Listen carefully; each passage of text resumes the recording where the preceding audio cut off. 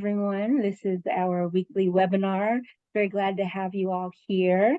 Last Thursday of September. Time is really flying by. I know, right? It's fall, and we have lots of good things in store, including our speaker for today, whom I'll tell you about in just a moment.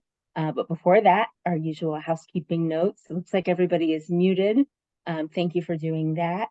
And feel free to use the chat feature during the webinar if you have questions or comments, and I'll watch that while our speaker is presenting.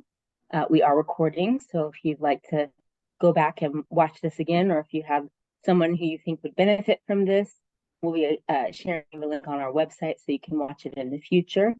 And I think those are all the announcements for right now. So we'll get to the best part, which is that our speaker for the day is Brenda Roberts, and she's the Executive Director of the National Council of Dementia Minds. And Brenda has more than 40 years of experience in the human service field, including working with older adults and people with disabilities. She has a Bachelor of Arts in Sociology from Alma College and a Master of Arts in Education, Administration, and Community Leadership from Central Michigan University. So Brenda has a good background, knows what she's talking about. She's passionate about learning from and supporting people with dementia, which I think we all can applaud here in this gathering.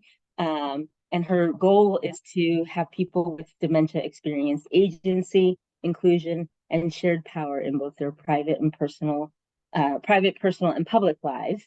And this is my favorite line from Brenda's about me. She lives with optimism, enthusiasm, and boundless energy. So I feel like we're kindred spirits, Brenda. So I'm going to turn it over to Brenda. She's got some slides to show. And again, if you have questions or comments, feel free to use the chat. I'll watch those. And Brenda has prepared some good stuff for us, I know. So with that, thank you, Brenda. All right. Okay, I'm unmuted. I just want to double check you see my slide? You're good. All right, perfect. Thank you so much for inviting me today and for joining us. And I'm excited that I know there will be more people watching and that this information will be helpful. I've already been introduced, Brenda Roberts. I have the best job in the world, Executive Director of National Council of Dementia Minds.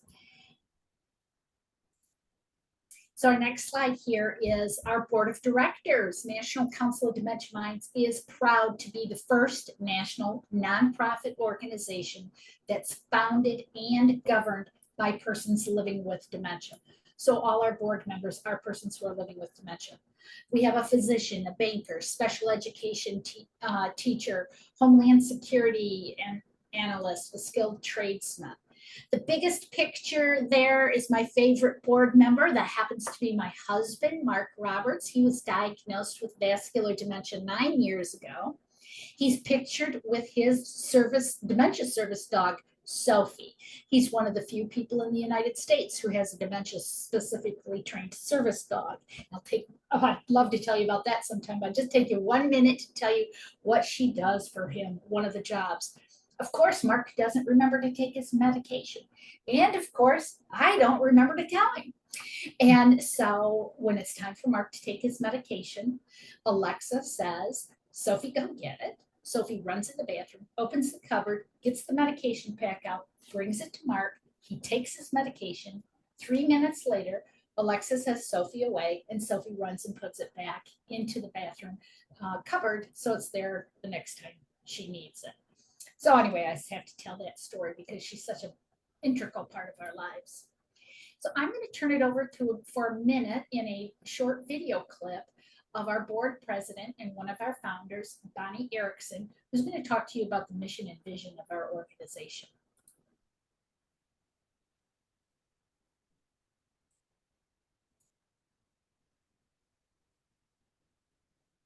Hello and welcome to this training. My name is Bonnie Erickson. I am one of 8 co-founders of the National Council of Dementia Minds.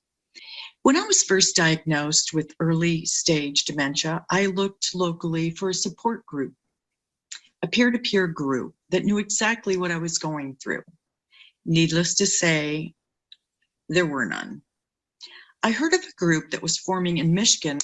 It was a group of 8 people living with dementia that, with the support of our now executive director, Brenda Roberts, and a few other facilitators, created a lived experience presentation called The Journey, which takes the audience through the initial phase of something's wrong to the diagnosis stage, and then oftentimes into the darkness, and eventually back into the light and into the acceptance phase. It was through this work and experience that I learned and discovered there is life after a diagnosis. We are proof that people living with dementia can live well. Our mission is to develop and support a national core of Dementia Minds groups, people living with dementia who create opportunities for dialogue and education about strategies to live well with neurocognitive disorders. We target our dialogue and education opportunities for people living with dementia, healthcare professionals, researchers, care partners, families, policymakers, and communities at large. Why the dragonfly logo? Well, the dragonfly represents hope, happiness, adaptability, and new beginnings. The National Council of Dementia Minds groups are not simply support groups, although we do support one another. We are educators. We are subject matter experts in living well with a dementia diagnosis. We are people living with dementia, transforming the worldview of neurocognitive disorders. Again, thank you for being with us today.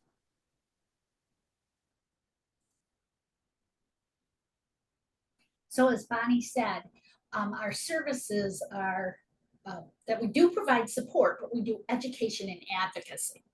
And so our services are listed on this slide, and it's our Dementia Minds groups. So these Dementia Minds groups are small groups. Everything we do, I should backtrack, is virtual. Okay, almost everything. We occasionally get invited to a live conference, but everything is virtual. The Dementia Minds group, 8 to 10 people living with dementia, supported by 3 volunteers, and it's a weekly meeting. And they, yes, as Bonnie said, they do provide support. They do learn during those meetings as well, but they are always working on an educational presentation. And we'll describe one of those in a little bit about our group, Doctors Living with Dementia, who I'm going to share information about that.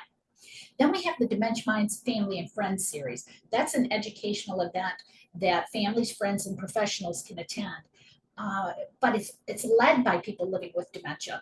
And we have a topic for the meeting. We start with a video, and then we continue the discussion, and we encourage people to ask questions. However, we only have one rule at these Dementia Minds Friends and Family educational events, and that rule is that only persons living with dementia can answer the questions. So this is the opportunity, the space to learn and hear from them. Because we have a huge waiting list to join a Dementia Minds group, we started what we call Meeting of the Minds. The Meeting of the Minds allow people to come in. It's kind of like drop-in meetings. You can come in and we have discussions, and together we develop print resources and materials in that Meeting of the Minds group. So again, there's support there. We're learning together, but we're also doing some education.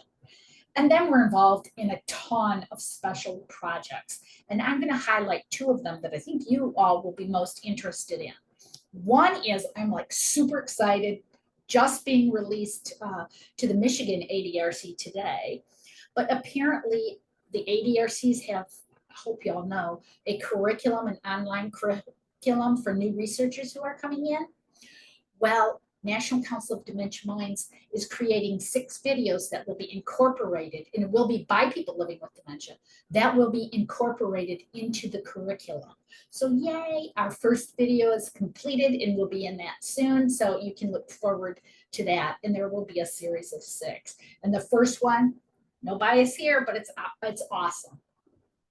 The second project special project I'd like to mention is that we just completed a needs analysis of 65 people living with dementia across the country.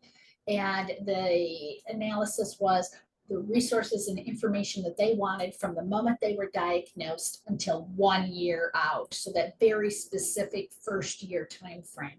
And so we are working with that needs, or on the report for that needs analysis, and we'll let you know when that's ready and available too. It's an awesome group, very diverse group. So we're very excited about that.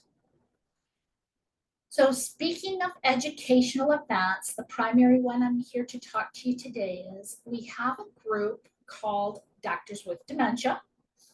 And that, like its name, is a group of former physicians, including 2 neurologists, who are all living with various types of dementia. And all Dementia Minds presentations, educational events are done, we create a video, and then we follow that video with a Q&A. And so the video is so that the people living with dementia can craft their message, we can get them on there having a good day, and we have a good polished product to present to folks. And then the Q&A afterwards. The other thing that people living with dementia tell me is they don't have to worry about the presentation, they have more cognitive bandwidth to participate in the Q&A. And so that's our video. Our presentations always start out with a short video with the message they want to deliver, followed by a Q&A. This webinar series that I'll discuss briefly is going to begin October 19th, run through November 9th. It's going to be every Thursday, noon on Central Standard Time. So look, no excuse to miss. You can do it on your lunch hour. Prescription for Change. Watch it. Please come to that one. That one's an amazing video presentation followed by a discussion, and it talks about kind of the stigma within the healthcare profession related to dementia. Discussions with Your Doctor is a video. It will incorporate a video and presentation of just exactly what it sounds like, how to talk to your doctor. Many of the folks that are in our groups talk about how challenging it was to get a diagnosis, not because of the multiple testing process, but their first interaction with their primary care physician or someone else. They didn't take them seriously. So we're going to give, it's kind of some insider tips from the doctors on how to get your doctor's attention and pay attention to what you're sharing. Benefits of an early diagnosis.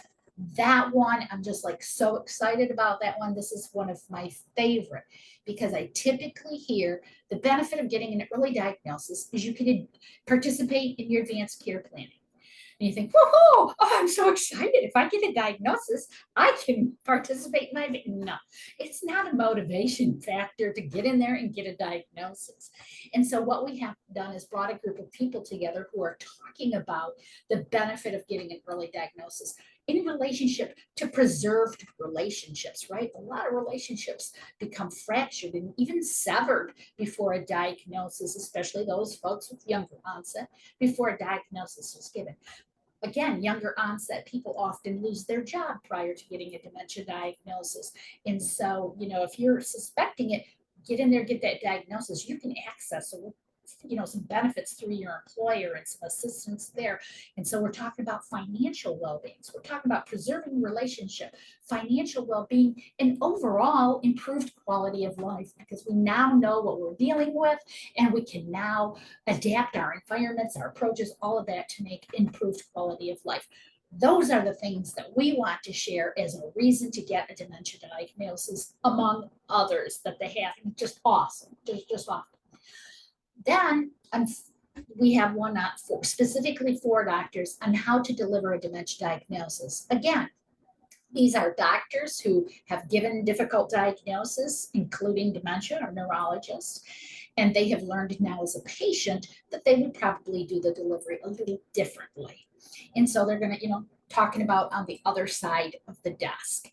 And it was quite sad, frankly, when we did our needs analysis. Our first, we did it in focus groups of 10, and our first focus group, we let them talk about and we invited them to talk about their diagnostic experience as well as what resources they were given that were helpful. So we could have a handle on that. Unfortunately, we sort of dubbed a term the fortunate few. There was probably one or two in every group who had a good experience when they received their diagnosis. I'm not talking about the testing leading up to it. I'm talking about simply being told how they were told they're living with dementia. All the way from one person who the doctor wrote FTD on a sticky note and handed it to him and told him to go home and look it up. Clearly we need some help on how to deliver a diagnosis. And then characterizing adult neurocognitive diseases and adapting care to enhance the quality of life. And that one is primarily led by Dr. Sarah Langer, who is a neurologist, but incorporates video vignettes of people living with different types of dementia. So she's going to talk about, kind of the big four, Alzheimer's, vascular, Lewy body, frontal temporal. She does talk about a little bit about PCA too. So those are the webinar series. That's the webinar series. I think Kelly is putting some information in the chat about how to register, but you can just go to Dementia Minds and check on the events tab. So our organization vision, Bonnie mentioned it, is our vision is people living with dementia transforming the worldview of neurocognitive disorders. And so when I speak with people, and I'm not out with the folks living with dementia, I like to show this slide because these folks on this slide, I repeatedly hear from them that folks say, but you don't look like you have dementia. Well, we need to change that perception, don't we, in society? That's another reason why people hesitate getting a dementia diagnosis, because of the tragedy narrative. All of these folks, or the majority of these folks, tell me, I'm diagnosed, I think I'm going to be staring off into space the next day and drooling. When they come together as a peer support group, they see other people living well with their dementia diagnosis. So I'd like to show this page because what does it look like to be living with dementia? We'll take a look at this slide. That's exactly what it looks like. So that's the end of my formal presentation. I'm going to stop my share and be available to answer. Oh, look at the company that came in while we were sharing our screen. More people. Yay. Thank you so much. I would absolutely love to answer any questions. How's that happen, Kelly? It's so great. So people can feel free to use the chat, or if you'd like to unmute yourself and turn your camera on, you don't have to, but feel free to speak up. Brenda, I did post in the chat 2 times because people came in between the first time and the second time that I put the link. So if you're interested in learning more about the National Council of Dementia Minds and signing up for one of those webinars, the links are in the chat. Apparently Thursday is the day for great webinars, right, Brenda? Right.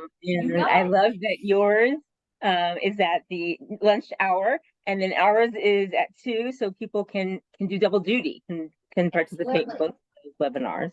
I'm also excited, Kelly. I meant to mention in the presentation, I'm very excited that we have already for our doctor's webinar, over 500 people registered for it from 44 states and 6 countries, including Canada, Australia, South Africa. Yeah.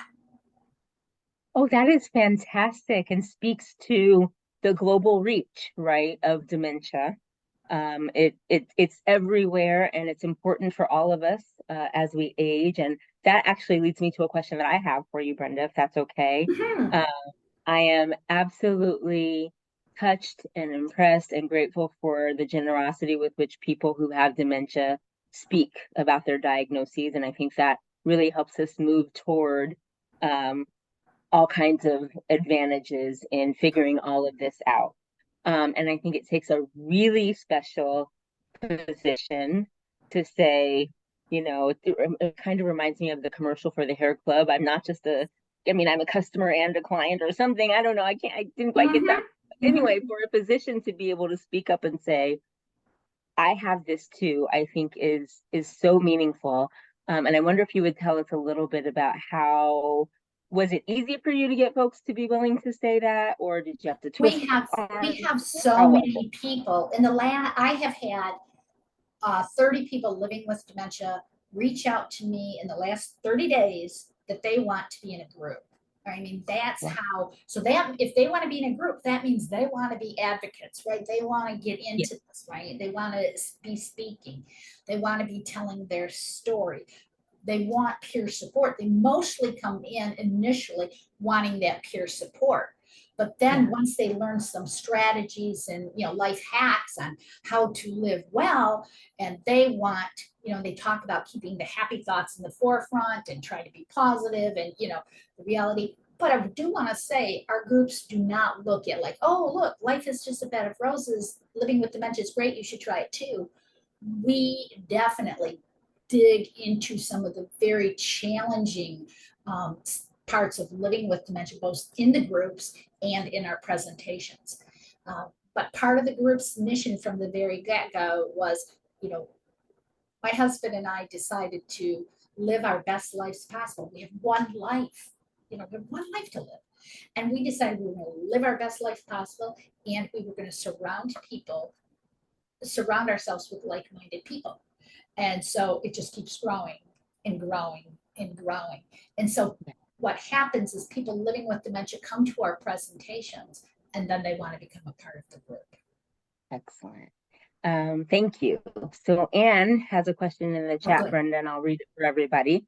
And Anne says, I am a physician diagnosed with PCA. How would I access the Doctors with Dementia group? Okay, so, and I just got so excited. So she's a physician living with PCA, and she wants to know how she can join the doctors group. Yes. Awesome. Oh, that's so great. My email address is in the chat. It's brenda@dementiaminds.org. And did you say it was a woman? The name of the chatter is Anne with an E. So. Oh, good, because, Anne's probably had this through her life. Most of the people in the group are men. We have one physician who is a woman. And so if this person that we're talking to is a woman, you will be greatly welcomed by the solo lady that's already in the group. So I'm so glad you were here and could hear this presentation, because we were hoping to get a few more people in our group. Excellent. Thank you, Anne, for speaking up. And isn't that interesting, because we tend to, Brenda, talk about Alzheimer's disease as being, Alzheimer's in particular, being more common among women than men. And yet you're saying that it's a gentleman's club with your Doctors with Dementia. And I wonder, is there something about that? Is it just how the numbers that's out? an interesting point. Now, the Doctors with Dementia, maybe when we look at an age group of, maybe during that time, more men went into medicine than women at that time. I think that's changing. But overall, we tend to get more men coming out than women. We have a group called the Brotherhood, and we've had them for a couple of years now. And so now we have lots of other groups that are mixed, male and female, okay? But we finally have a group that's the sisterhood, and now they got a little competition going on. But we have had discussions among ourselves. Why is it that the men are coming out first? And they said their wives connected them. So the women get the credit somehow. Okay.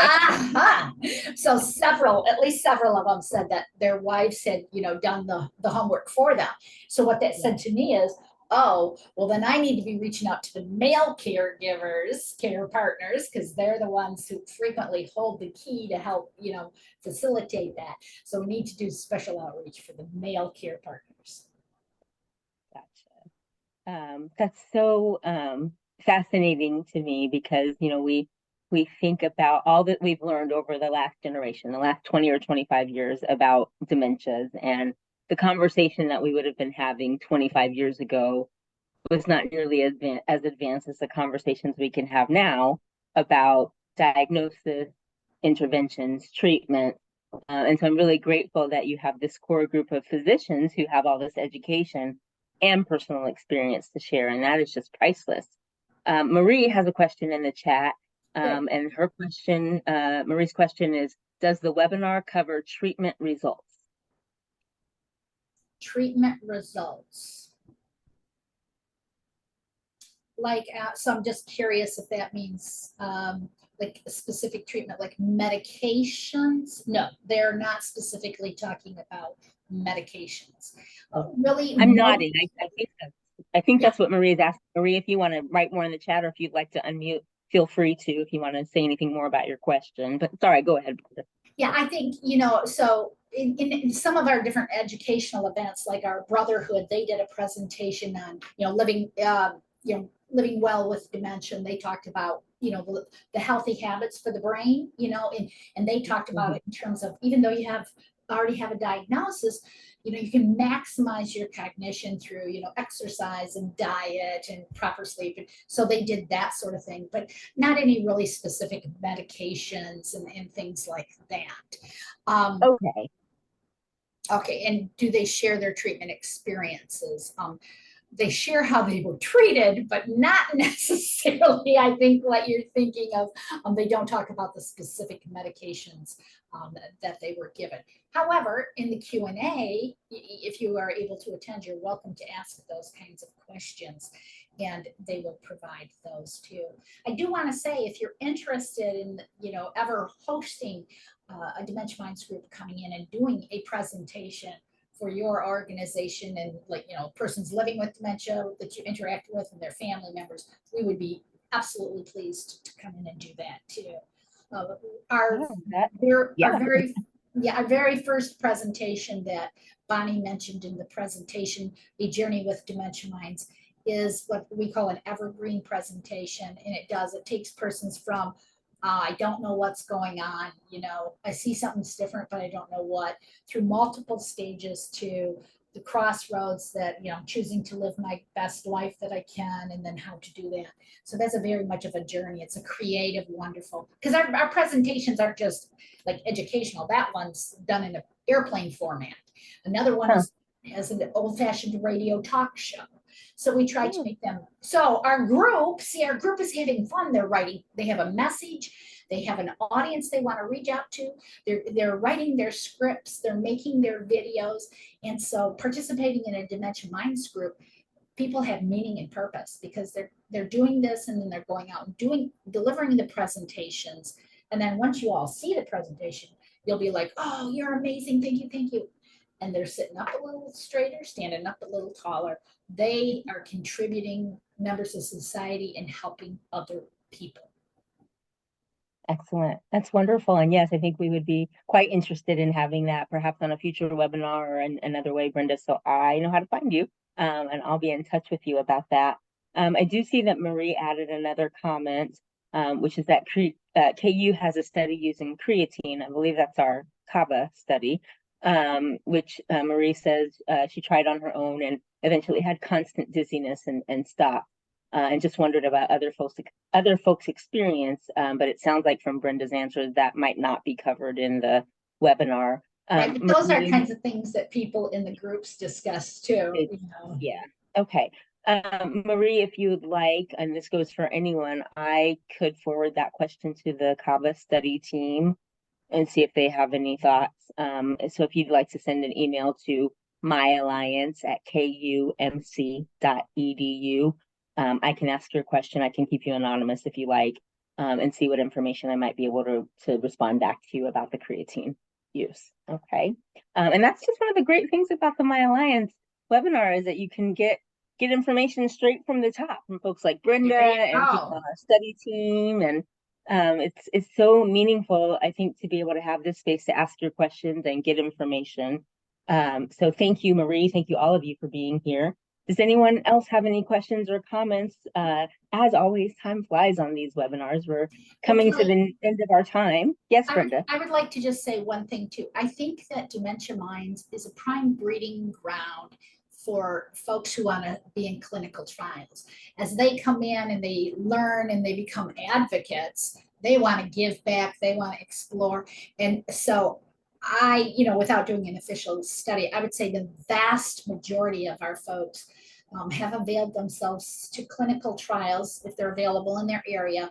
And as an organization, we help do a lot of matches for, research projects and interviews and those sorts of things too. So we do, under our special projects, a lot of research connecting with people living with dementia.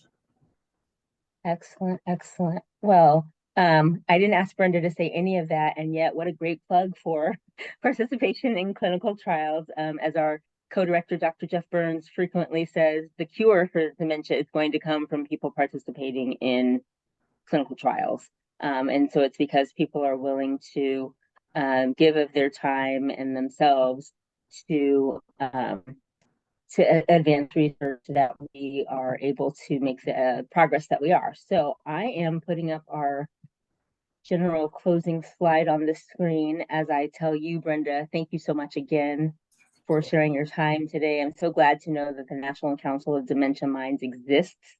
And so, I'm sure none of your participants, in particular the physicians, would have chosen this way for their life to go, but how generous of them to share their expertise, their educational expertise, and their personal experience with dementia. So thank you for that. We're so glad to know about you.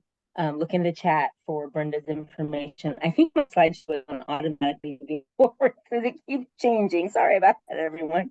But anyway, thank you again, Brenda. Do take a moment to look at the website for Doctors with Dementia or National Council of Dementia Minds so you can participate. Look at the chat. Dr. Lewandowski has put our phone number in there, 913-588-0555, and press 1 for research options. And as always, we have information in the weekly My Alliance newsletter about research opportunities that are upcoming.